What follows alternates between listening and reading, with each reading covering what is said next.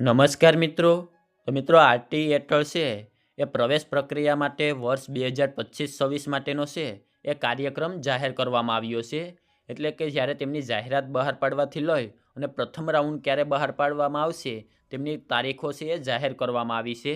તો તેમની સંપૂર્ણ માહિતી આજના વિડીયોમાં આપવાનો છું. એની પહેલાં અમારી ચેનલમાં પહેલીવાર આવ્યા હોય તો ચેનલને સબસ્ક્રાઈબ કરી દેજો, જેથી એડમિશનને લગતી તમામ માહિતી છે એ સૌથી પહેલાં તમારા સુધી પહોંચી શકે. તો ચાલો મિત્રો આપણે આજનો વિડીયો શરૂ કરીએ.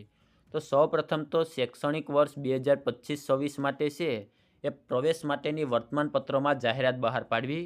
તો તે 19/2/2025ના રોજ બુધવાર એટલે કે આગળના દિવસે છે એ ન્યૂઝપેપરમાં જાહેરાત બહાર પાડવામાં આવેલી હતી. ત્યારબાદ ઓનલાઈન ફોર્મ ભરવા માટે છે એ વાલીઓને ડોક્યુમેન્ટ છે એકઠા કરવા માટે આપવાના થતા દિવસ. તો એમના માટે 8 દિવસનો સમય આપવામાં આવ્યો છે. એટલે કે 19/2/2025થી લઈ અને 26/2/2025 સુધી છે એ તમારે બધા જ ડોક્યુમેન્ટ છે તૈયાર રાખવાના રહેશે. તો આના માટે કઈ કઈ ડોક્યુમેન્ટની જરૂર પડશે તેમનો આગળ વિડીયો બનાવી અને તે આપણી ચેનલમાં અપલોડ કરવામાં આવશે.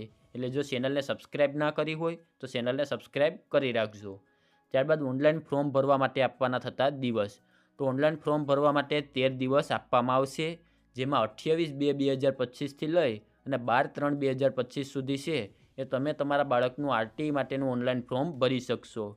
ત્યારબાદ જિલ્લા કક્ષાએ ઓનલાઈન ફોર્મની ચકાસણી કરી અને એપ્રુવ અને રિજેક્ટ કરવાનો સમયગાળો એટલે કે 14 દિવસ. જ્યારથી તમારા ફોર્મ ભરવાના શરૂ થશે અને તમારા ફોર્મ ભરાઈ ગયા પછી 1 દિવસ વધારે, તો આટલા દિવસનો સમયગાળો છે એ જિલ્લા કક્ષાએથી તમારું ફોર્મ એપ્રુવ થશે અથવા રિજેક્ટ થશે તે માટેનો 14 દિવસનો સમયગાળો આપવામાં આવશે, જેમાં 28/2/2025થી લઈ અને 13/3/2025 સુધી છે એ એપ્રુવ અથવા રિજેક્ટ કરવાનો સમયગાળો રહેશે. ત્યારબાદ 3 દિવસનો સમયગાળો છે એ ઉપર જે જિલ્લા કક્ષાએ રિજેક્ટ થયેલા ફોર્મ હશે તેમાં કોઈ ડોક્યુમેન્ટ ખૂટતા હશે કે કોઈ માહિતી ખૂટતી હશે તો તેમના માટે છે અરજદારોને પુનઃ તક આપવામાં આવશે. એટલે કે તમે કોઈ ખોટું ડોક્યુમેન્ટ અપલોડ કરેલું હશે તો તેના માટે તમને 3 દિવસનો છે એ સમયગાળો આપવામાં આવશે પુનઃ અપલોડ કરવા માટે. એટલે કે 18/3/2025થી લઈ અને 20/3/2025 સુધી છે એ તમે ડોક્યુમેન્ટ ફરીથી અપલોડ કરી શકશો.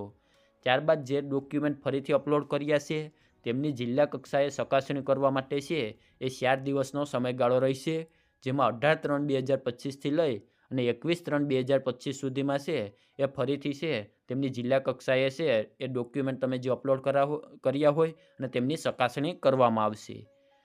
ત્યારબાદ પ્રવેશ પ્રક્રિયાનો પ્રથમ રાઉન્ડ છે એ 27/3/2025ના રોજ જાહેર કરવામાં આવશે. તો આવી રીતે છે તેમનો સંપૂર્ણ કાર્યક્રમ રહેશે. આમાં થોડા ઘણા અંશે છે એ પ્રથમ રાઉન્ડ છે એ પાછળ જઈ શકે છે, એટલે 1 એપ્રિલ સુધીમાં છે એ પ્રથમ રાઉન્ડ જાહેર થઈ જતો હોય છે. જો આને લગતો બીજો કોઈ પ્રશ્ન હોય તો નીચે કોમેન્ટ બોક્સમાં જણાવી દેજો. અને આપણી ચેનલમાં આના પછી ડોક્યુમેન્ટ કઈ જરૂર પડશે તેમનો વિડીયો, તમારે ફોર્મ કેવી રીતે ભરવો તેમનો વિડીયો, તે સંપૂર્ણ વિડીયો છે એ આપણી ચેનલમાં અહીંયા મૂકવામાં આવશે. તો આજના વિડીયોમાં આપવામાં આવેલી માહિતી સારી લાગી હોય તો વિડીયોને લાઇક કરી દેજો અને અમારી ચેનલમાં પહેલીવાર આવ્યા હોય તો ચેનલને સબસ્ક્રાઈબ કરી દેજો, જેથી એડમિશનને લગતી તમામ માહિતી છે એ સૌથી પહેલાં તમારા સુધી પહોંચી શકે.